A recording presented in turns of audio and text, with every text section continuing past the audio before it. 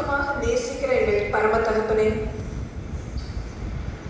ஆண்டவரே, உம்முடைய சமூகத்திலே உம்மை ஆராதிக்கிறவர்களாக இங்கே ஒன்று கூடி இருக்கிறோம் அப்பா. எத்தனையோ வருடங்களுக்கு முன்னாக 5000 பேரை நீங்க ஒரு 5 அப்பத்தினாலே 2 மீனினாலையும் போஷித்து திருப்தி ஆக்கினீங்க.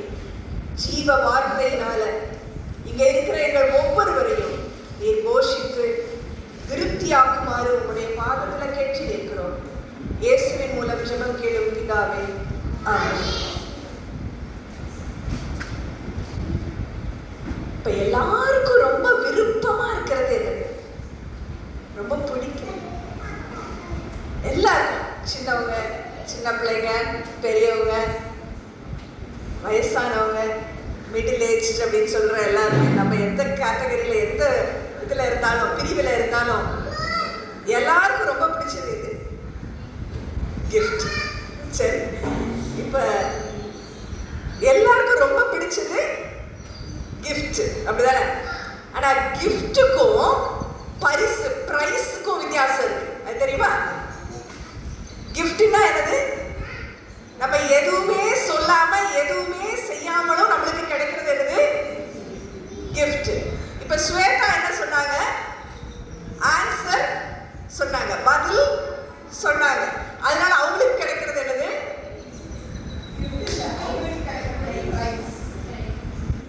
இப்ப ஸ்வேதாக்கு கிடைக்கிறது என்னது? பிரைஸ். சரியா? எதுவுமே செய்யாம ஈவா கொடுக்கிறது என்னது? கிஃப்ட். அதுதான் நம்ம இன்னைக்கு கொஞ்ச நேரம் ஆண்டவருடைய பாதத்துல இருந்து அவருடைய அன்பின் கிஃப்ட், பரிசு, அன்பின் கிஃப்ட். இந்த கிஃப்ட்ல இருந்து இன்னொரு பிரைஸ் இருக்குது. அதை நம்ம சுருக்கமா பார்க்கலாம். கிஃப்ட் கிடைக்கணும்னா இப்ப நம்ம நிறைய நேரம் எங்க போவோம்? இப்ப கிறிஸ்மஸ் காலத்துல இல்ல ஒரு நம்மளுக்கு ஒரு பண்டிகை வருது, நம்மளுக்கு ஒரு முக்கியமான விசேஷம் வருது, ஒரு பர்த்டே வருது, நம்ம கிஃப்ட் வாங்கணும்னா எங்க போவோம்? கடைக்கு போவோம், அப்படிதானே? கடைக்கு போவோம், சந்தைக்கு போவோம், எங்கேயாவது போவோம். போகும் பொழுது நம்ம என்ன நினைச்சிட்டு போவோம்? எங்கேயாவது ஆஃபர் கிடைக்குமா நினைப்போமா? நினைக்க மாட்டோமா? ஒண்ணு கிடைச்சா ஒண்ணு இருக்குதா, இன்னொன்று ஃப்ரீ, அப்படி நிறைய இடத்துல இப்ப இருக்குல்ல. இப்ப நாங்க வர வழியில பார்த்துட்டு வந்தோம், 4 வாங்கினா 5 ஃப்ரீ அப்படின்னு ஒரு போர்டு, அப்படிதானே? அப்ப நம்ம நினைப்போம் ஏதாவது ஒண்ணு கிடைச்சா நம்மளுக்கு எக்ஸ்ட்ராவா ஃப்ரீயா கிடைக்காதா அப்படின்னு சொல்லி நினைப்போம். இன்னைக்கு ரோமர் 8:32 வசனத்துல நம்ம என்ன பார்க்கிறோம்? ரோமர் 8:32 தம்முடைய சொந்த குமாரனையே உங்களுக்கு எனக்காகவும் யார் கொடுத்தா? பிதாவாகிய கர்த்தர் நம்ம கையில தம்முடைய சொந்த குமாரன் என்று பாராமல் அவரை உங்களுக்கு நம்ம எல்லாருக்கும் கொடுத்தவர், ஒப்பு கொடுத்தார். கொடுக்க மட்டும் இல்ல, அவர் என்ன செஞ்சாரு? ஒப்பு கொடுத்தார். எதுக்கு? சிலுவை மரணம் வரைக்கும் அவரை ஒப்பு கொடுத்தார். இப்படி ஒப்பு கொடுக்கும் பொழுது மற்ற எல்லாவற்றையும் கூட நமக்கு அருளாதிருப்பது எப்படி? அப்படிதானே போட்டிருக்க அந்த வசனத்துல. அப்ப சொந்த குமாரனாகிய இயேசப்பா நம்ம கையில, அவர் தான் கிஃப்ட். அவர் என்னது? கிஃப்ட். அப்ப நிறைய ஆஃபர் அதோட சேர்த்து வருது. இந்த சொந்த குமாரனாகிய இயேசப்பா கிஃப்டோட நிறைய என்ன வருது? ஆஃபர் வருது. நம்ம இன்னைக்கு 3 ஆஃபரை மட்டும் பார்க்கலாம். யூத் இருந்தீங்க, சின்ன பிள்ளைங்க இருந்தீங்கன்னா நம்ம 3 ஆஃபர் என்னன்றதை மட்டும் நம்ம ஃபர்ஸ்ட் படிச்சுக்கலாம். சரியா? அது என்ன ஆஃபர்னா, முதல்ல ஃப்ரீ கிஃப்ட், ஃப்ரீ ஆஃபர். முதல்ல என்னது? ஃப்ரீ. ரெண்டாவது பெஸ்ட். ரெண்டாவது பெஸ்ட். எனக்கு பெஸ்டா ஒரு சட்டை வேணும், எனக்கு பெஸ்டா ஒரு வாட்ச் வேணும், எனக்கு பெஸ்டா ஒன்று வேணும் அப்படின்னு சொல்லி நம்ம யோசிப்போம். தானே? ஃப்ரீயா வந்தா மட்டும் பத்தாது, நம்மளுக்கு என்னதான் இருக்கணும்? பெஸ்டா இருக்கணும். கடைசியா நம்ம ஒரு விருந்துக்கு போறோம், ஒரு ஃபங்க்ஷனுக்கு போறோம், எங்கேயாவது போனோம்னா நம்மளுக்கு என்ன கொடுப்பாங்க? கிஃப்ட். சில நேரம் வரும், நம்மளும் கிஃப்ட் கொடுப்போம். ஒரு ஃபங்க்ஷனுக்கு போறோம்னா நம்ம என்ன செய்வோம்? ஒரு ஃபங்க்ஷன் போனா ஒரு கிஃப்ட் எடுத்துட்டு போவோம். ஒரு கல்யாணத்துக்கு போறோம்னா நம்ம என்ன செய்வோம்? கிஃப்ட் எடுத்துட்டு போவோம். அந்த கல்யாணத்துல இருந்து நம்மளுக்கு என்ன கொடுப்பாங்க? சாப்பாடு மட்டும் தானா? ஒரு ரிட்டர்ன் கிஃப்ட் கொடுப்பாங்கல்ல. ஒரு சின்னதா என்ன தருவாங்க? ஒரு ரிட்டர்ன் கிஃப்ட். எல்லாரும் ஒன்று படிச்சுக்கோமா இந்த வார்த்தையை? முதல் கிஃப்ட் என்னது? Free gift. சொல்லலாமா எல்லாருமே? முதல் கிஃப்ட் என்னது? Free gift.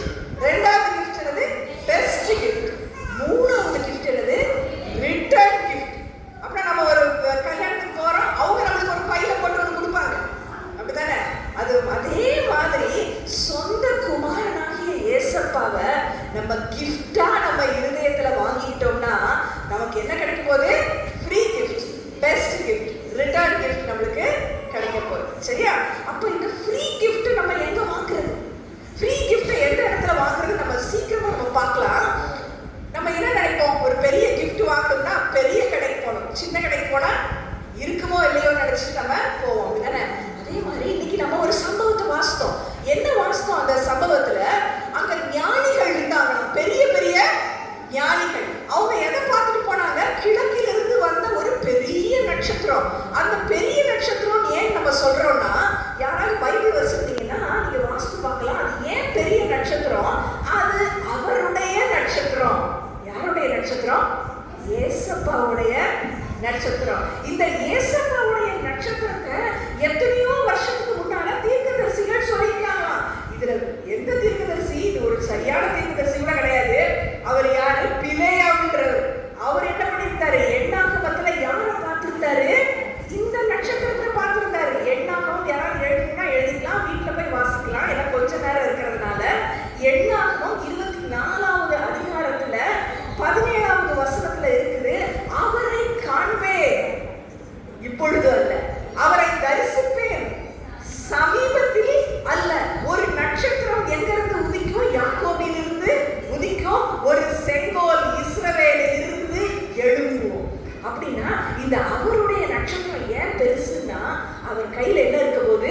வெறும் நட்சத்திரம் மட்டும் இல்ல, அந்த நட்சத்திரத்துக்கு என்ன இருக்க போது? செங்கோல். அப்படின்னா அது இங்கிலீஷ்ல செப்டர். செப்டர், செங்கோல் யார் கையில இருக்கும்? ராஜா கையில இருக்கும், அப்படிதானே? அப்ப இவ்வளவு ஒரு பெரிய நட்சத்திரம், பெரிய ஞானிகள் வர்றாங்க, பெரிய நட்சத்திரம் வருது. அங்க ஒரு பெரிய ராஜா அரசாண்டாரா. அந்த ராஜா பேர் என்னது? மத்தேயு 2வது அதிகாரத்துல போட்டிருக்குது. அந்த ராஜாவோட பேரு ஏரோது ராஜான்னு போட்டிருக்கு. ஆனா இங்கிலீஷ்ல அந்த ராஜா பேர் என்ன தெரியுமா? Herod the Great. என்ன பேரு அவர் பேரு? Herod the Great. ஆனா ரொம்ப மோசமானவர் அவர். அவர் மனசுல பயங்கரமானதெல்லாம் அவர் மனசுல ஒளிச்சு வச்சுட்டு இருந்தார். ஆனா பெரிய ஞானிகள் வந்தாங்க. கவனிப்போமா? யாரெல்லாம் வந்தா? பெரிய ஞானி வந்தாங்க. இந்த பெரிய நட்சத்திரம் வந்தது, அது ஏசப்பாவுடைய நட்சத்திரம், ஏசப்பாவின் நட்சத்திரம். அப்புறம் என்ன இருக்குதாங்க? ஒரு பெரிய ராஜா இருந்தான். அப்ப என்ன நினைச்சாங்க இந்த ஞானிகள்லாம்? பெரிய இடத்துல போய் நம்ம கிஃப்ட தேடலாம். ஆனா அந்த பெரிய இடத்துல போய் அவங்க என்ன செஞ்சு பார்த்தாங்க? யூதருக்கு ராஜாவாக பிறந்தவர் இங்க இருக்கிறாரா அப்படின்னு கேட்டு பார்த்தாங்க. உடனே அங்க என்ன வந்துச்சு? அந்த ஊர் பூரா ஒரு பெரிய கலக்கம். எல்லாரும் மத்தியிலும் ஐயோ ராஜாவா, இன்னொரு ராஜா பிறக்க போறாரா அப்படின்னு சொல்லி ஒரு பெரிய கலக்கம் வந்துச்சு. இந்த ஹெரட் த கிரேட், இந்த பெரிய ராஜா ஒரு பெரிய சூழ்ச்சி பண்ண நினைச்சான். அவன் என்ன பண்ணா? ரகசியமா இவங்களெல்லாம் அந்த ஞானிகளை கூப்பிட்டு, நீங்க எங்க போனோம்?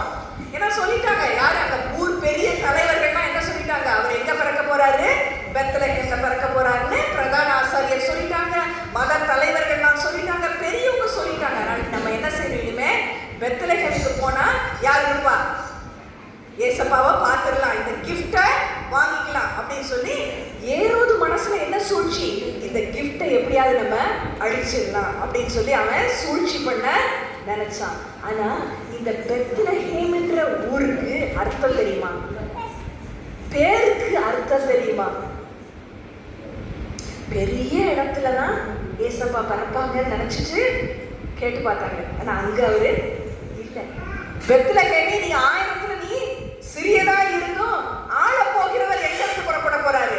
பெத்லகேம்ல இருந்துதான் புறப்பட போறாரு. ஒருவேளை நம்ம இன்னைக்கு நினைச்சிட்டு இருக்கலாம், ஏசப்பா நான் ரொம்ப சின்ன பிள்ளை, எனக்கு ரொம்ப ஞானம் கிடையாது, நான் ரொம்ப சின்ன இடத்துல இருக்கிறேன், எனக்கு பெரிய பதவியெல்லாம் இல்லை, நான் ரொம்ப சின்ன பதவியில தான் இருக்கிறேன், எனக்கு அந்தஸ்து இல்லை, எனக்கு ஆஸ்தி இல்லை அப்படின்னு நினைக்கலாம். ஆனா ஏசப்பா யார் உள்ளத்ததெல்லாம் வந்து பிறக்கணும்னு நினைக்கிறாரு? நம்ம உள்ளத்துலயும், நம்ம உள்ளத்துலயும், உங்க உள்ளத்துலயும், என் உள்ளத்துலயும் ஏசப்பா பிறக்க இங்க வந்தார். இந்த உலகத்துக்கு எல்லாத்தையும் விட்டுட்டு உங்களுக்காகவும் எனக்காகவும் தான் அவரு கிஃப்டா வந்திருக்கிறாரு. இப்போ ஒரு நிமிஷம் யோசித்து பார்க்கலாம், அவர் வெறும் உலக பிரகாரமான ஒரு கிஃப்டா இல்ல. ஏன் இந்த பெத்லகேம் என்ற ஊருக்கு அர்த்தம், நம்ம ஒருத்தர் பேருக்கும் என்ன இருக்கு? அர்த்தம் இருக்கு. இன்னைக்கு யாருக்காவது அர்த்தம் தெரியலன்னா வீட்டுல போய் உடனே கண்டுபிடிச்சிருக்கு. சரியா? நம்ம பேருக்கு அர்த்தம் இருக்கு. பெத்லகேமுக்கு என்ன அர்த்தம்னா அப்பத்தின் வீடு. அப்பத்தின் வீடு, ஹவுஸ் ஆஃப் பிரெட். ஆனா இந்த அப்பத்தின் வீட்டுல யாரு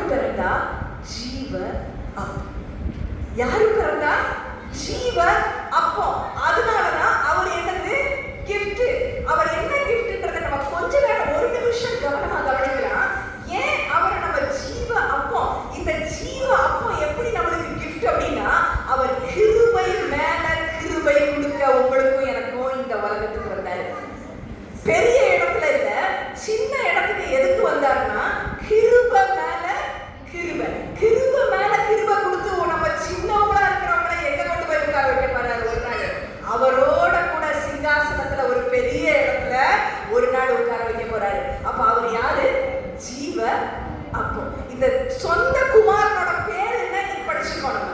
இந்த சொந்த குமாரனே கொடுத்தாரு. அவரோட பேர் என்ன? ஜீவ அப்பம் நானே.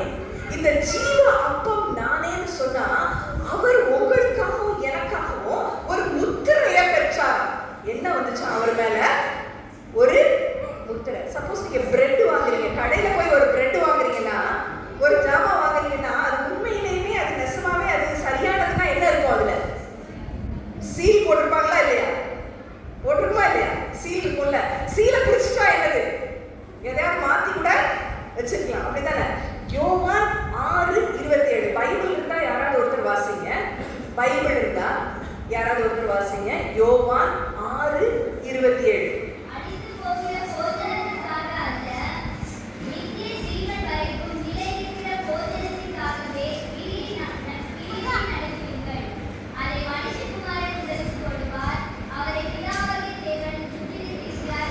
அவரை பிதாவாகிய தேவன் முத்திரித்திருக்கிறார். என்ன போட்டிருக்கிறாரு? சீல் போட்டிருக்கிறாரு. என்ன சீல்? இவர்தான் ஜீவ அப்பம். வேற ஜீவ அப்பம் கிடையாது. வேற நிறைய அப்பம் இருக்கும். ஆனா ஜீவ அப்பம் யாரு? ஏசப்பா மட்டும்தான்.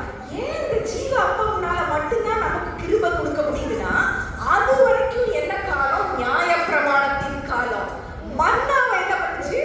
வானத்துல இருந்து வந்துச்சு. ஆனா மன்னா கீழே விழுந்த போதும் அவங்க எப்படி போய் அந்த மன்னாவை எடுக்கணும்?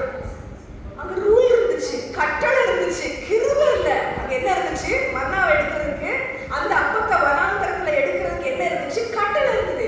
என்ன கட்டளை? காலையிலே போய் எடுக்கணும். மன்னாவை எப்ப எடுக்கணும்? காலையிலே போய் எடுக்கணும். நமக்கு வேண்டியதுதான் எடுக்க முடியும். இன்னும் கொஞ்சம் எடுத்தோம்னா அதெல்லாம் பூச்சி வந்துடும். ஞாயிற்றுக்கிழமை எடுக்கணும். அப்ப மன்னா வானத்துல இருந்து வந்துச்சுனாலும் அங்க என்ன இருந்தது? கிருபை இல்லை. அங்க என்ன இருந்தது? நியாயப்பிரமாணம், கட்டளை இருந்துச்சு. ஆனா ஜீவ அப்போ ஏசப்பா வந்துட்டு பிறகு இனிமே என்னது? கிருபை மேல கிருபை. அதை நம்ம என்ன கேட்கலாம்? அன்றன்றுள்ள அப்பத்தை எனக்கு தாங்க. நம்ம யாருக்கு தான் போய் கேட்க முடியும்? ஏசப்பா கிட்ட. அவங்களே நமக்கு ஜெபம் பண்ண சொல்லி கொடுத்தாங்க. அன்றன்றுள்ள அப்பத்தை எனக்கு தாங்க. அப்ப 5000 பேரை அன்னைக்கு போஷிச்சாங்கல்ல ஏசப்பா. 5 அப்பம் 2 மீனை வச்சு. அதுல கூட என்ன இருந்துச்சு? ஒரு எல்லை இருந்துச்சு. 5000 பேர் தான் போஷிச்சாங்க, அப்படிதானே? ஆனா அவங்களுக்கு திருப்தியா கொடுத்தாங்க. இப்ப இன்னைக்கு நம்ம கொஞ்சம் பேர் அங்க இருக்கலாம். ஒருவேளை நம்ம யோசிச்சு பார்த்துட்டு இருக்கலாம், இதெல்லாம் நிறைய எனக்கு புரியலையே ஆண்டவரே, ஏதோ முத்திரை இருக்கு உங்க மேல அப்படின்னு சொல்றாங்க, இது ஜீவ அப்போன்னு சொல்றாங்க அப்படின்னு சொல்லி நீங்க நினைச்சீங்கன்னா, இது வெறும் ஆகாரத்துக்கு மட்டுமல்ல.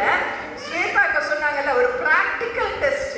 நம்ம லைஃப்ல பிராக்டிக்கலா நம்ம இந்த ஆகாரத்தினால நம்ம எப்படி பலப்படணும்னு ஏசப்பா நம்மளுக்கு சொல்லி தராங்க. இந்த 5000 பேரை போஷிச்சதுக்கு அப்புறம் அவங்க என்ன செஞ்சாங்க ஏசப்பா? யாருக்காவது ஞாபகம் இருக்கா? 5000 பேருக்கு அங்க சாப்பாடு கிடைச்சிருச்சு, திருப்தி ஆயிட்டாங்க. அதுக்கப்புறமா என்னாச்சு?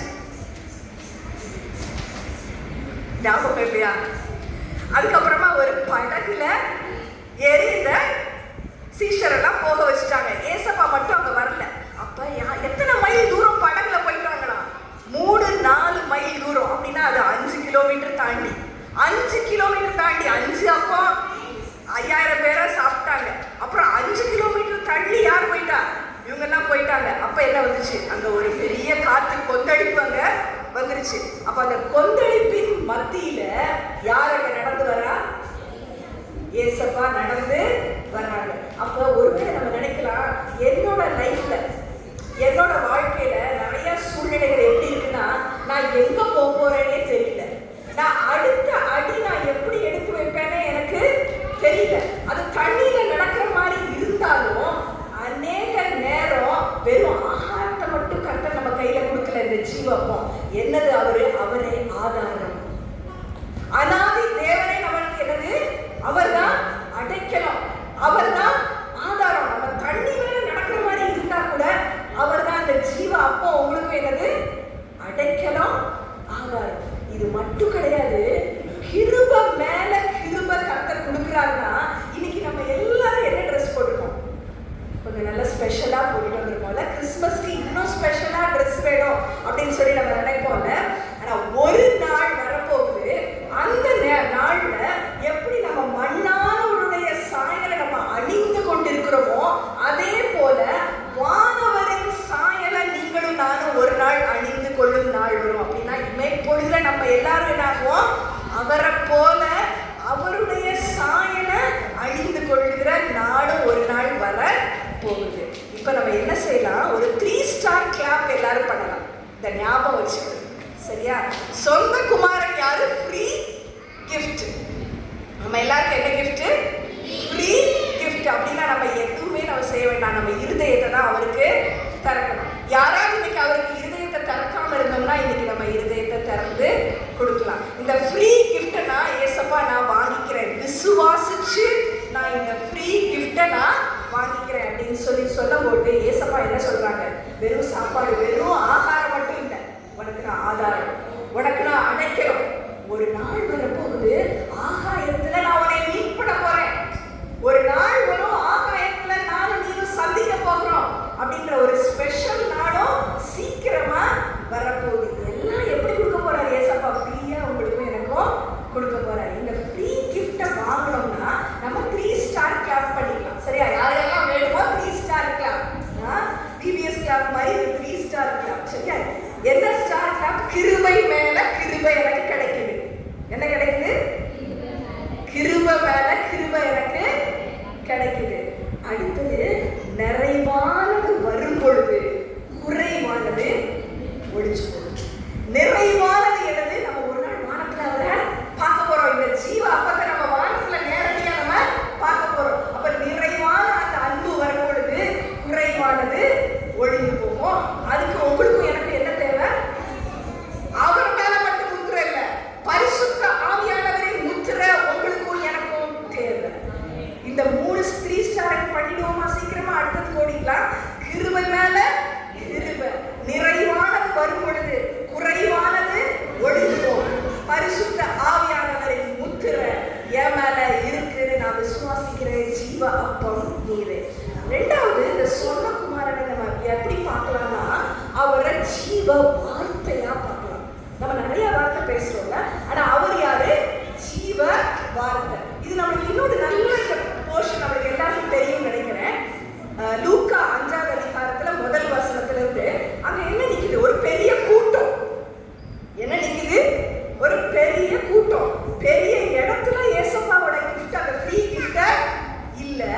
எந்த இடத்துல இருந்துச்சு? பெத்லஹேம்ல இருந்தது. அதே மாதிரி பெரிய கூட்டத்துல நம்ம பெஸ்ட் கிஃப்ட வாங்க முடியாது. பெரிய கூட்டத்துல மட்டும் நம்ம பெஸ்ட் கிஃப்ட் இருக்குதுன்னு நம்ம சொல்லி நினைக்க முடியாது. இங்க என்ன இருந்துச்சு? ஒரு பெரிய கூட்டம். அங்க 2 படகு இருந்துச்சு, 2 படகு நின்றுட்டு இருந்தது. யார் இருந்தாங்க? பேதுரு இருந்தாரு. நிறைய மீன் பிடிக்கிறவங்க இருந்தாங்க. அவங்க எல்லாம் என்ன பண்ணிட்டு இருந்தாங்க? வலைய அலசிட்டு இருந்தாங்க. ராத்திரி முழுசும் அவங்க பிரயாசப்பட்டு அவங்க கையில ஒண்ணுமே இல்ல. அப்ப ஏசப்பா என்ன சொன்னாங்க? ஆழத்துல போய் நீ என்ன செய்ய? வலைய போடு. அப்ப பேதுரு என்ன சொல்றாரு? நீங்க சொன்ன வார்த்தை நிமித்தமா நான் என்ன செய்யறேன்? ஆழத்துக்கு போய் நான் வலைய போடுறேன்னு சொல்றாரு. அப்ப என்ன கிடைக்குது? நிறைய மீன் கிடைக்குது. 2 படகும் அங்க முங்குற அளவுக்கு மீன் கிடைக்குது. அப்புறம் பேதுரு என்ன செய்யறாரு? ஏசப்பா காலில் போய் விழுந்து, பாவியான மனுஷனா என்னை விட்டு நீங்க அகன்று போங்கன்னு சொல்றாரு. அப்ப முதல்ல பெரிய கூட்டத்துல நிறைய நேரம் நம்ம என்ன பண்ண முடியாது? ஏசப்பாவை யாருன்னு கண்டுபிடிக்க முடியாது. நீங்கள் நானும் தினமும் ஏசப்பா பாதத்துல தனியா அமர்ந்து இருக்கணும். எத்தனை பேர் இன்னைக்கு காலையில நம்ம ஏசப்பா பாதத்துல தனியா அமர்ந்திருந்தோம்? எத்தனை பேர் நம்ம தனியா பைபிளை வாசிப்போம்? பைபிள் வாசிக்க முடியலனாலும் அட்லீஸ்ட் நம்ம ஒரு பாட்டு பாடணும் ஏசப்பா பாதத்துல உட்கார்ந்து. யோசித்து பார்க்கலாம். இல்லைன்னா நாளையில இருந்து நம்ம ஒரு முடிவு எடுக்கலாம். ஏசப்பா நான் தினமும் என்ன பண்ணுவேன்? பெரிய இந்த மாதிரி கூட்டத்துல மட்டும் இல்ல, எப்போதும் தினமும் காலையில முடிச்சோட நான் எங்க வருவேன்? உங்க பாதத்துக்கு நான் வருவேன். அப்ப பேதுரு அவர் முதல்ல எங்க பார்த்தா? பெரிய கூட்டத்துல பார்த்தா. அந்த பெரிய கூட்டத்துல ஒரு பெரிய மீனை மாதிரி ஆண்டவர் அவரை பிடிச்சார். ஒரு பெரிய அப்போஸ்தலனா அவனை ஆக்கணுன்றதுக்காக அவன் அந்த இடத்துல பிடிச்சார். ஆனா என்ன சொன்னாரு? நீ ஆழத்துல போய் நீ வலைய போடு. அப்ப நான் உன்னை என்ன பண்ண போறேன்? இனிமே மீனை பிடிக்கிறதுக்கு இல்ல, நான் அவனை மனுஷனை பிடிக்கிறவனா நான் மாத்த போறேன்னு ஆண்டவர் சொன்னாரு. அவன் எல்லாத்தையும் விட்டுட்டு அவர் பின்னால போனான். அப்ப எல்லாத்தையும் விடுறதுனா என்ன? அப்படின்னா என்ன அர்த்தம்? எல்லாத்தையும் விடுறதுனா நம்ம சொந்த விருப்பங்கள், நம்ம சொந்த கண்களின் இச்சை, நம்ம அம்பீஷன், ஜீவனத்தில் பெருமை. எனக்கு இது இருக்கு, எனக்கு அது இருக்கு, எங்க குடும்பம் அப்படி, இது அப்படி. நம்ம பெருமைய விட்டு நம்ம யார் பின்னால போறோம்? நம்ம ஜீவ வார்த்தை. அவர் சொல்ற இடத்துக்கு நீங்களும் நானும் போகணும்னா, அவர் மீன் பிடிக்காம நீ மனுஷன் எப்படி எப்ப பிடிப்பேன்னு சொல்றாரு. நீ ஆழத்துல போய் நீ வலைய போடு. அப்படின்னா என்ன அர்த்தம்? நம்ம வாழ்க்கையில நிறைய நேரம் போராட்டம் வரலாம், அத மாதிரி நம்மளுக்கு காரியங்கள் வரலாம். ஆனா நம்ம என்ன செய்யணும்? ஆழத்துக்கு. நிறைய பேர் கரையிலே உட்கார்ந்துட்டு இருக்காங்க. அவங்க எல்லாம் அப்போஸ்தலர் ஆனாங்களா? கூட்டம் எங்க இருந்துச்சு? கிரவுட் வந்து அங்க சீஷோர்லயே உட்கார்ந்து இருந்துச்சு. கால் வந்து எங்க போச்சு? ஆழத்துக்கு. கிரவுட் அங்கேயே உட்கார்ந்து யார் அழைக்கப்பட்டாவோ அவங்க மட்டும் தான் என்ன பண்ணாங்க? அவர் பின்னால அலையை தாண்டி நான் ஆழத்துக்கு போறேன் அப்படின்னு சொல்லி போகும்போது, ஆழத்துல போகும்போது அவர் ரொம்ப அலை இருக்காரு. ஆழத்துல அலை இருக்குமா? ரொம்ப அலை அடிக்காது. நிறைய அமைதியா இருக்கும். ஏன்னா ஆழம் நம்மளுக்கு என்னன்றது தெரியாது. அப்ப இந்த ஆழத்துக்கு போறதுக்கு நம்மளால முடியாது, சொந்த முயற்சினால முடியாது. யாரை போல நம்ம மாறினாதான் முடியும், அவரை போல நம்ம மாறினாதான் இந்த ஆழத்துக்கு நம்ம போக முடியும். அப்ப ஆழத்துல போய் நீங்க என்ன செய்யணும்? பெஸ்ட் கிஃப்ட வாங்கிக்கணும். இன்னைக்கு வெறும் கூட்டத்தோட கூட்டம் நம்ம உட்கார கூடாது. ஆழத்திற்கு வா அப்படின்றத கர்த்தருடைய குரலை நீங்களும் நானும் கேட்கணும். ஒரே ஒரு வசனத்தை மட்டும் 1 பேதுருவிலிருந்து நமக்கு சொல்றாரு. நீ ஆழத்துக்கு நீங்களும் நானும் போறேன்னு சொன்னீங்கன்னா என்ன செய்வீங்களா? ஒரு கிரீடத்தை உங்களுக்கும் எனக்கும் கொடுக்குறாரு, ஒரு பொறுப்பையும் கொடுக்குறாரு. 1 பேதுரு 5:3 மந்தைக்கு மாதிரியாயிரு. நீ என்ன பண்ணு? மந்தைக்கு மாதிரியாயிரு. அப்ப நினைக்கலாம், நான் கூட எப்படி மாதிரியா இருக்க முடியும்? நான் ஒரு சின்ன பிள்ளை, நான் எப்படி மாதிரியா இருக்க முடியும் அப்படின்னு சொல்லி நினைச்சீங்கன்னா, சின்ன பிள்ளைங்களா ஒரு சின்ன கதையோட நம்ம இதை முடிச்சுக்கலாம். ஒரு சின்ன கதை கேட்கலாம், சரியா? குட்டி பிள்ளைங்க இருந்தீங்கன்னா ஒரு சின்ன கதை கேட்கலாம். இந்த ஜீவ வார்த்தைய என்னால கூட எப்படி பிரயோஜனப்படுத்தி விட முடியும் அப்படின்னு சொல்லி நம்ம நினைக்கலாம். நான் போய் இப்படி ஒரு எக்ஸாம்பிளா ஒரு மாதிரியா இருப்பேன்னு நினைக்கலாம். அந்த குட்டி பையன் வந்து ஒரு சாட்சி சொன்னான். அப்படிதானே? ஒரு குட்டி பையன் வந்து ஒரு சாட்சி சொன்னா. என்ன சாட்சி சொன்னா? நான் பைபிளை வச்சுட்டு தூங்குனேன், எனக்கு இப்போ வந்து சாத்தான் கனவெல்லாம் வரலன்னு சொன்னான். இது ஒரு பைபிளை பத்தின கதை. இந்த பைபிள் எப்படி நம்மளுக்கு அச்சிடப்பட்டதுன்ற ஒரு உண்மையான சம்பவம். இது வந்து கதை கிடையாது. மேரி ஜோன்ஸ்ன்ற ஒரு அம்மா இருந்தாங்களாம். பேர் என்ன? மேரி ஜோன்ஸ். அவங்களுக்கு 15 வயசு தான். அவங்களுக்கு 15 வயசு ஆகும்போது அவங்க எங்க போனாங்க? ஒரு ஆலயத்துக்கு இந்த மாதிரி போனாங்கன்னா, அங்க பாஸ்டர் கையில மட்டும்தான் என்ன இருந்துச்சு? பைபிள். வேதாகமம் யார் கையிலையும் கிடையாது. பாஸ்டர் கையில மட்டும்தான் என்ன இருந்துச்சு? பைபிள் இருந்தது. அதுல இருந்து ஒரு வசனம் வாசித்து பாஸ்டர் ஜெபம் பண்ணாங்கன்னா, அதை இவங்க வீட்டுல அப்பா என்ன பண்ணிட்டு இருக்காங்க? ரொம்ப உடம்பு முடியாம படுத்திருக்காங்க. அங்க போய் அப்பா கிட்ட அந்த வசனத்தை சொல்றோன்னு அப்பா சொன்னாங்கன்னா, நம்ம கையிலையும் பைபிள் இருந்தா எவ்வளவு சந்தோஷமா இருக்கும் அப்படின்னு சொல்லி யார் சொல்றா? மேரி ஜோன்ஸோட அப்பா சொல்றாங்க. உடனே அந்த மேரி ஜோன்ஸ் என்ன சொல்றாங்க? நான் எப்படியாவது காசு சம்பாதிச்சு நான் என்ன செய்ய போறேன்? பைபிள் வாங்க போறேன். அவங்க என்ன செஞ்சாங்கன்னா, கோழி வளர்த்தாங்களாம், ஆடு வளர்த்தாங்களாம், என்னெல்லாமோ உண்மையா நடந்தது. 200 வருஷத்துக்கு முன்னாடி, 300 வருஷத்துக்கு முன்னாடி. அப்ப அவங்க என்ன செஞ்சாங்க? அதெல்லாம் வளர்த்து அவங்க என்ன செஞ்சுட்டாங்க? பைபிளுக்கு 1 வருஷம் காசு சேர்த்து வச்சாங்க. ஒரு பைபிள் வாங்குறதுக்கு எத்தனை வருஷம் காசு சேர்த்தாங்க? 1 வருஷம் காசு சேர்த்து, அதுவும் 26 மைல் நடந்து போனாங்களாம் ஒரு பைபிளை வாங்குறதுக்கு. 26 மைல்னா எவ்வளவு கிலோமீட்டர் ஞாபகம் தெரியுமா? கணக்கு யாராவது போடுறவங்க இருக்கீங்களா?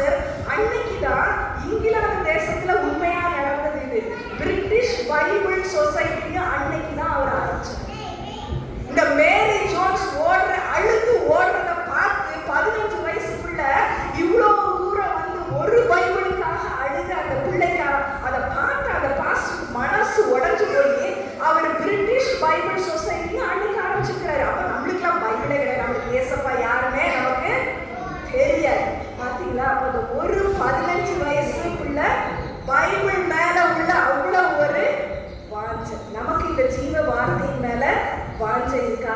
வாஞ்சை இருந்துச்சுன்னா இப்போ 3 ஸ்டார் நம்ம சொல்லுவோம். ஃபர்ஸ்ட் ஸ்டாருக்கு நம்ம என்ன சொல்லுவோம் ஞாபகம் இருக்கா? கிருபையின் மேல் கிருபை. நிறைவானது வரும்பொழுது குறைவானது ஒழிந்து போகும். முத்திரை இருக்கணும். இப்ப பலத்தின் மேல் பலம். வாஞ்சையா இந்த பைபிளை வாசிக்க வாசிக்க உங்களுக்கு எனக்கு என்ன கிடைக்குது? பலன். பலத்தின் மேல் பலன். பூர்ண அன்பு பயத்தை புறம்பே தள்ளும். நீங்களும் நானும் மாதிரியா இருக்க முடியும். முத்திரை மட்டும் இல்ல, நீங்களும் நானும் எப்படி இருக்க முடியுமே? மாதிரியா இருக்க முடியும். கடைசியா பெரிய இடத்துல ஃப்ரீ கிஃப்ட் இல்ல. பெத்லஹேம்ல ஜீவ அப்பத்துல ஃப்ரீ கிஃப்ட். பெரிய கூட்டத்துல பெஸ்ட் கிஃப்ட் இல்ல. எங்க இருந்துச்சு? ஆழ்கடல்ல. ஆழ்கடலுக்கு நீங்களும் நானும் மாதிரியா போறேன்னு சொன்னீங்கன்னா அங்கதான் உங்க கையில என்ன கிடைக்குது? பெஸ்ட் கிஃப்ட் ஜீவ வார்த்தை. கடைசியா பெரிய விருந்துல நம்ம ரிட்டர்ன் கிஃப்ட வாங்க முடியாது. விருந்துக்கு போனோம்னா நம்ம ரிட்டர்ன் கிஃப்ட வாங்கிட்டு வருவோம்னு நினைப்போம். ஆனா ஏசப்பாவை கொண்டாடுகிற இடத்துல அங்க நம்மளுக்கு என்ன கிடைக்குது? Return gift. அது என்ன ரிட்டர்ன் கிஃப்ட்னா, சுருக்கமா சொல்லிடுறேன். ஒரு பாவியான ஸ்திரீ எங்க போனா, ஒரு பரிசேயனோட வீட்டுக்கு போய் நின்னா. அங்க ஒரு பெரிய விருந்து நடந்துட்டு இருந்துச்சு. யாருக்கு? ஏசப்பாக்கு. அவ திடீர்னு அங்க வந்து நின்னா. அப்ப ஏசப்பா என்ன சொன்னாங்க? கடைசி அதுல என்ன சொன்னாங்க? உன் விசுவாசம் உன்னை ரட்சித்தது, சமாதானத்தோட போ. அவளுக்கு என்ன ரிட்டர்ன் கிஃப்ட் கிடைச்சிச்சு? சமாதானம். இன்னைக்கு உங்களுக்கும் எனக்கு ஒரு பெரிய ரிட்டர்ன் கிஃப்ட். பெரிய கிஃப்ட் இல்ல, பொருள் இல்ல. பொருளை நம்ம பெற்றுக்கொள்ளுவோம், அப்படிதானே? பத்திரப்படுத்துவோம். ஆனா இந்த ரிட்டர்ன் கிஃப்ட் இயேசுவின் சமாதானம், இந்த அன்பின் சமாதானமான ரிட்டர்ன் கிஃப்டை விட்டு உங்களை என்னை யாரும் பிரிக்க முடியாது. கிறிஸ்துவின் அன்பை விட்டு நம்மை பிரிப்பது எது? பிரிப்பவர் யார்? அப்ப மற்ற கிஃப்டெல்லாம் நம்ம வாங்கிக்கிறோம், பெற்றுக்கொள்கிறோம், பத்திரப்படுத்துறோம், பிரயோஜனப்படுறோம். ஆனா இயேசுவின் அன்பின் பரிசு கிஃப்ட்ல இருந்து நம்ம என்ன பண்றோம்? அதை விட்டு நம்மளை பிரிக்க முடியாது. அதனால கடைசி 3 ஸ்டார் கிஃப்டை நம்ம படிச்சுக்குவோமா? கடைசி 3 ஸ்டார் கிஃப்ட் என்ன? மகிமையின் மேல் மகிமை, கிருபையின் மேல் கிருபை, பலத்தின் மேல் பலன், மகிமையின் மேல மகிமை. மகிமையின் மேல மகிமை அடைஞ்சு மறுரூபமாகிற பெரிய பாக்கியத்தோட இங்க இருந்து நம்ம ரிட்டர்ன் கிஃப்ட் சமாதானத்தோட நம்ம ஒருத்தரும் கிறிஸ்து தரும் சமாதானம், சந்தோஷம், இதுல நம்ம போனோம்னா இத மாதிரி ஒரு பெரிய கிஃப்ட் நம்மளுக்கு கிடையவே கிடையாது. அப்படிதானே? Free gift, best gift, return gift. பெரிய விருந்துல இல்ல, விருந்துல இல்ல, யாரை கொண்டாடணும்? விரும்பி அவரை கொண்டாடுகிற ஒவ்வொரு உள்ளத்திலையும் உங்களுக்கு ரிட்டர்ன் கிஃப்ட், உலகம் தரக்கூடாத ஒரு பெரிய சமாதானத்தை கர்த்தர் தாமே தந்து வழி நடத்துவாராக. ஆமென். ஜெபம் பண்ணுவோமா? பரிசுக்கு பேரு தான் அன்பின் பரிசு. இந்த பரிசுக்கு பேரு என்ன? அன்பின் பரிசு. இந்த அன்பின் பரிசு என்னன்றத நான் சுருக்கமான வசனத்துல சொல்லிட்டு அப்புறம் சின்ன பிள்ளைங்க ரெடியா இருந்தா உங்களுக்கு ஒரு ஆக்டிவிட்டி, யூத் ரெடியா இருந்தா உங்களுக்கு ஒரு சின்ன ஆக்டிவிட்டி, அப்புறம் நம்ம பெரியவங்க எல்லாம் சேர்ந்து ஆண்டவருடைய வசனத்தை நம்ம வாசித்து நம்ம ஜெப வேளைக்குள்ள போகலாம். இப்ப நம்ம யோசிச்சு பார்க்க முடியாத ஒரு கிஃப்ட யார் கொடுத்தா நம்ம கையில? பிதா, குமாரன், பரிசுத்த ஆவியானவர். நம்ம யோசித்து பார்க்க முடியாது, நம்ம கிரகிக்க முடியாத ஒரு பெரிய பரிசை யார் கொடுத்திருக்கா? பிதா, குமாரன், பரிசுத்த ஆவியானவர். எப்படி பிதாவானவர் நம்மளுக்கு கிஃப்ட் கொடுத்திருக்காங்க நம்ம சொல்றோம்னா 1 யோவான் 4வது அதிகாரத்துல 9வது வசனத்துல நம்ம வாசிக்கிறோம். தம்முடைய ஒரே பேரான குமாரனாலே நாம் பிழைத்திருக்கும்படி அவரை அனுப்பினதால் தேவன் நம்மேல் வைத்த அன்பு வெளிப்பட்டது. இப்ப பிதாவாகிய அன்பு நம்ம ஒருத்தரையும் தொட்டது எப்படின்னா பிழைக்கும்படி. நல்லா கவனிங்க, சின்ன பிள்ளைங்களா கவனிங்க. ஒருவேளை தப்பு பண்ணோம்னா நம்ம என்ன சொல்லுவோம்? 2 அடி கொடுத்துட்டு இல்லைன்னா நம்ம என்ன சொல்லுவோம்? பெரியவங்க தப்பு பண்ணா சரி நீ பிழைச்சு போ சொல்லுமா சொல்ல மாட்டோமா? சொல்லுவோம்ல. இந்த தடவை நீ தப்பிச்சு போ, பிழைச்சு போ அப்படின்னு சொல்லி நம்ம சொல்லுவோம். ஆனா இங்க தேவன் பிதாவாகிய தேவனுடைய அன்பு சும்மா பிழைச்சுப்போ, நீ பண்ண தப்புக்கு நீ ஓடிப்போ அப்படின்னு சொல்லி அந்த அன்பு இல்ல. இது எப்படி பிழைப்பு? நித்தியமா நீ ஏன் கூட நீ வா. நீ நித்தியமா வர்றதுக்கு நான் என்ன பண்ண போறேன்? குமாரனாகிய கிறிஸ்து இயேசுவை பாலகனாக அனுப்ப போறேன். அதான் 10வது வசனம். நாம் தேவனிடத்தில் அன்பு கூர்ந்ததினால் அல்ல, தேவன் நம்மிடத்தில் அன்பு கூர்ந்து நம்முடைய பாவங்களுக்கு நிவர்த்தி செய்கிற கிருபாதார பலியா யார் அனுப்புறாங்க? நம்முடைய குமாரனை அனுப்பினதனால் அன்பு உண்டாயிற்று.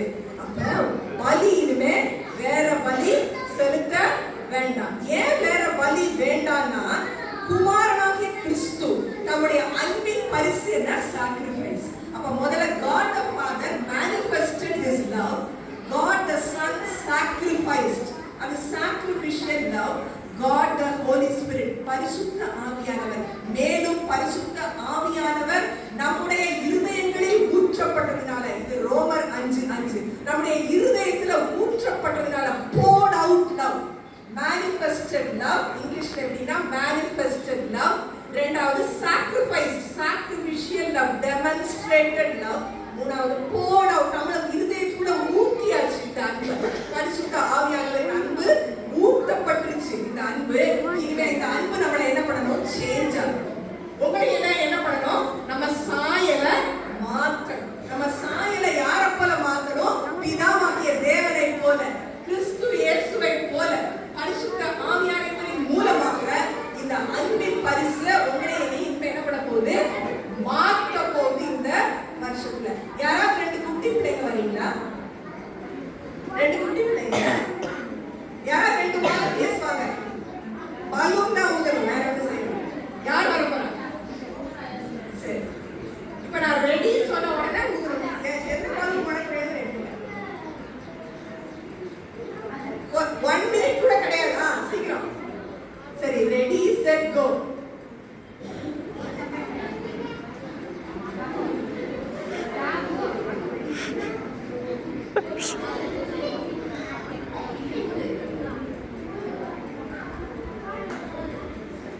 ஆலிஸ்க்கு நான் வேற பலூன் தரேன்.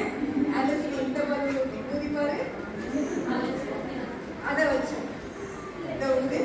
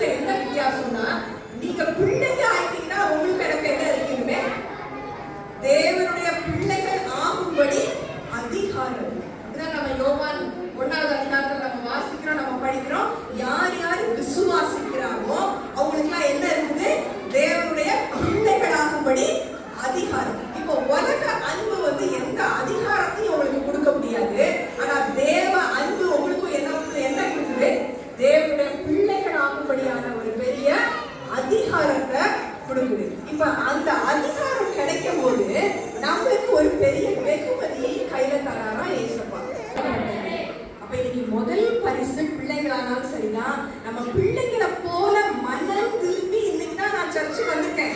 இன்னைக்கு தான் நான் முதல் டைம் நான் சர்ச்சுக்கு வந்திருக்கிறேன். ஆனா நான் வந்து என்ன பண்ணிட்டேன், நான் ஏசப்பா பிள்ளையா நான் இன்னைக்கு மாறிட்டேன். இன்னைக்கு அவருடைய பிள்ளைன்ற அதிகாரம் எனக்கு இருக்கு அப்படின்னு அந்த சந்தோஷம் இருக்குது. அந்த ஃபர்ஸ்ட் பிரைஸ் நம்ம இன்னைக்கு வாங்கியிருந்தோம்னா நம்மளுக்கு ஒரு பெரிய வெகுமதியை கையில கொடுக்க விரும்புறாரு. என்ன வெகுமதி? உன் வேண்டுதல் அடைக்கப்பட்டது. இன்னைக்கு ஒருவேளை நம்ம கையில பலூன் இல்லாம இருக்கலாம். சின்ன பிள்ளைங்களுக்கு பலூனே ஒரு பெரிய கிஃப்டா அதுல விளையாடலாம். நம்ம இந்த வருஷம் பூரா நினைச்சிருக்கலாம், ஆண்டவரே நான் எத்தனையோ வேண்டுதல் பண்ணிட்டேன், எத்தனையோ முறையில நான் வந்து வேண்டி பார்த்துட்டேன், ஆனா இந்த காரியம் என் கையில வந்து இன்னும் கிடைக்கல அப்படின்னு சொல்லி நம்ம யோசிச்சுட்டே இருந்தோம்னா நம்ம காத்திருக்கிற வேளையில நம்மளுக்கு கேள்விகள் இருப்பது சகஜம்தான். ஆனா கையில கிடைக்கும் போது இனிமே இருக்கக்கூடாது. சந்தேகம், கேள்வி, புத்திமதி. யாராவது 2 வாலிபர் வரீங்களா? யூத் யாராவது வரீங்களா? வாங்க, சீக்கிரமா யாராவது வாங்க. யூத்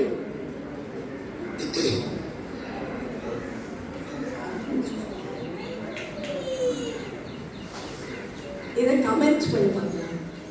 உன்னோட கமெண்ட் பாட்டு கமெண்ட்.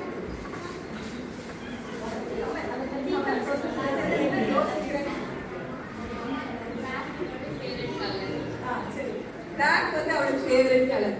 நீ கமெண்ட் பண்ணு.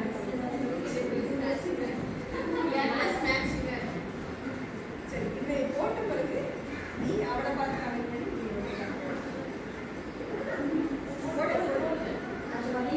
போட்டுட்டு ஒருத்தரை பார்த்து கமெண்ட் பண்ணு.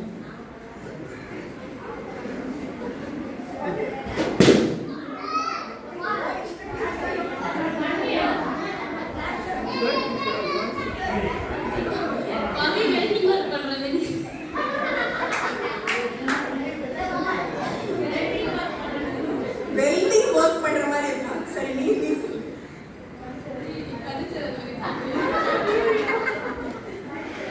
அவளுக்கு கண்ணு தெரியாத மாதிரி இருக்கா? சரி, தேங்க்யூ.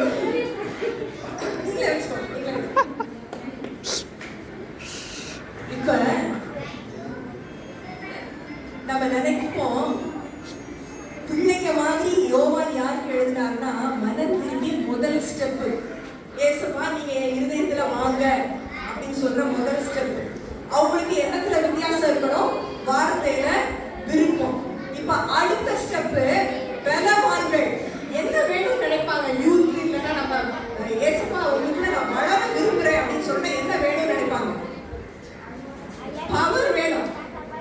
நான் ரொம்ப பவர்ஃபுல்லா இருக்கணும், என்னோட மினிஸ்ட்ரி பவர்ஃபுல்லா இருக்கணும், நான் இருக்கிற இடத்துல என்ன செய்யணும், நான் ரொம்ப பவர்ஃபுல்லா இருக்கணும், நான் மேல மேல எனக்கு என்ன செய்யணும், பவர் வேணும், நான் இன்னும் அந்த பொசிஷன்ல நான் என்ன செய்யணும், மேல மேல போகணும் அப்படின்னு சொல்லி தான் நம்ம நினைப்போம். எங்க இருந்தாலும் எனக்கு ஒரு ப்ரமோஷன் வேணும் அப்படின்னா என்ன வேணும், பவர் வேணும்னு நினைப்போம். இந்த வல்லமை உலகத்தாருக்கும் ஏசப்பா பரிசு வாங்கின பிள்ளைகளுக்கும் வித்தியாசம் இருக்கு.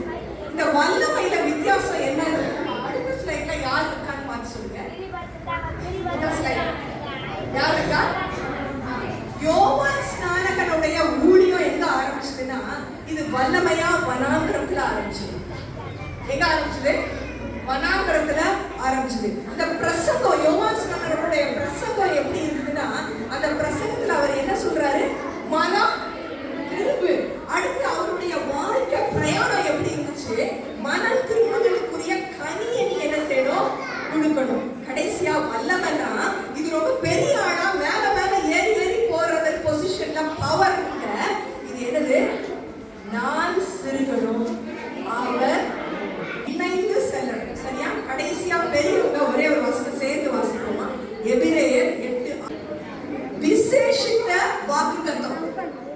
எல்லாருக்கும் பண்டிகைனா இது வந்து விசேஷித்த நாள் நம்ம நினைக்கிறோம்.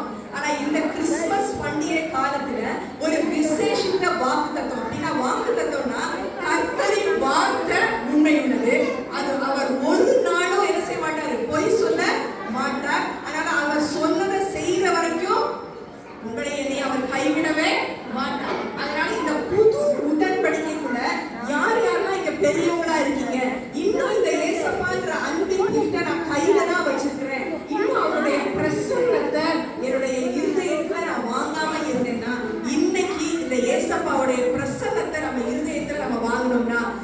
ஒண்ணே ஒண்ணு மட்டும் நம்ம மறந்துட வேண்டாம்.